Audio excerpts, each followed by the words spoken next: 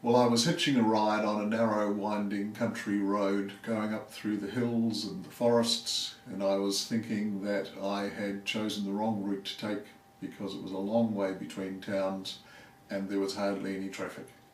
I was doing a lot of walking and not a lot of riding. And I was getting particularly anxious because it was getting late in the day and I was thinking that I might not get a ride before the sun went down, and I wasn't sure what I was going to do if I found myself in that situation. But then I walked around a bend in the road and there was a hotel there.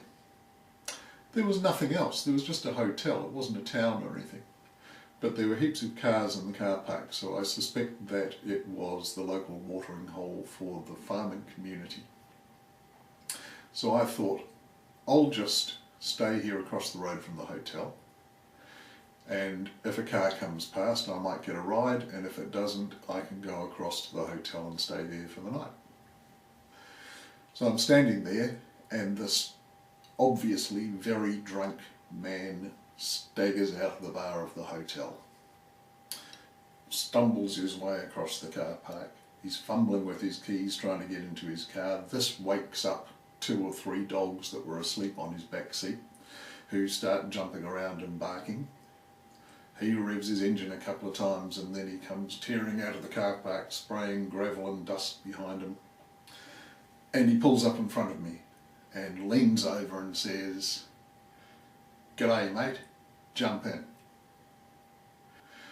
In my history of hitchhiking, I have never refused a ride from anyone until then.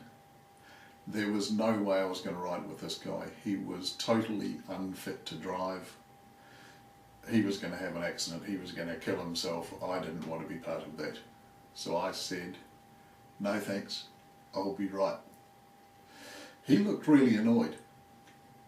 "Do you want to ride or not?" he said.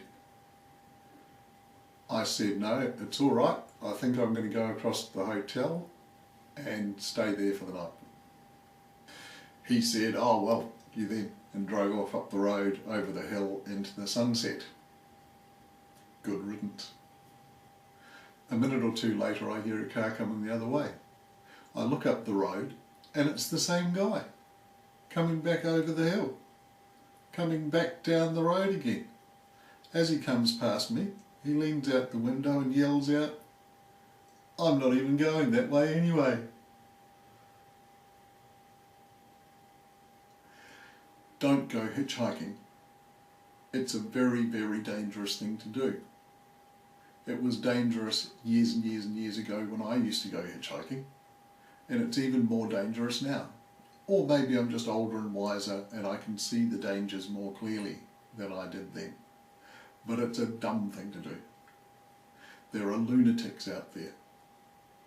There are psychotic people who think that hitchhikers are potential prey.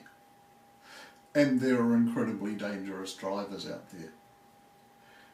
Don't get into cars with strangers. But if you are going to go hitchhiking, I have one important piece of advice. Be seen to be walking. If you're sitting on your backpack on the side of the road with your thumb out, motorists will just think you're lazy. If they see you trudging along with a big heavy load on your back, making an effort to get to your destination, they'll be a lot more inclined to help you with that. And if it's raining, that works even better.